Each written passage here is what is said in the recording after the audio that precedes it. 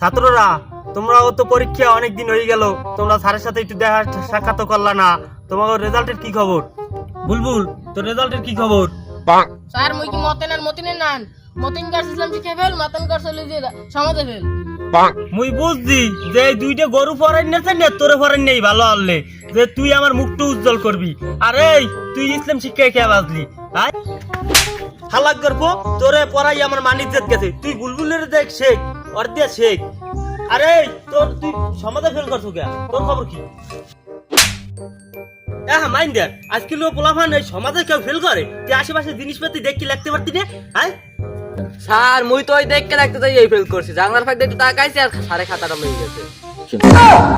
বুলবুল অগ দুই জনেরটা তো শুনলাম, এখন তোর খবরটা কি ক তুই? স্যার মুই কি অগ দুজনের নানি এই মনে করছেন আমি তোরা তিনজন তো আমের দ্বারাই পড়ি।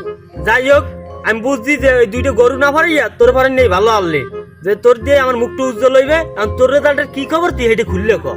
স্যার আপনি কেমনে ভাবলেন তোরা তিনজন তো আমের দ্বারাই পড়ি, হেয়ার মধ্যে ও কারছে ইসলাম শিক্ষা ফেল, ও কারছে সমাজে ফেল। তা আপনি কেমনে ভাবলেন যে মুই পাস করছি সব করে?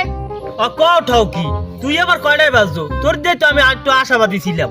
স্যার মুই অগ দুইটা নান ইসলাম শিক্ষা আর সমাজে ফেল করি নাই, ইসলাম শিক্ষা সমাজ তারা মুই সব কটাই ফেল করছি।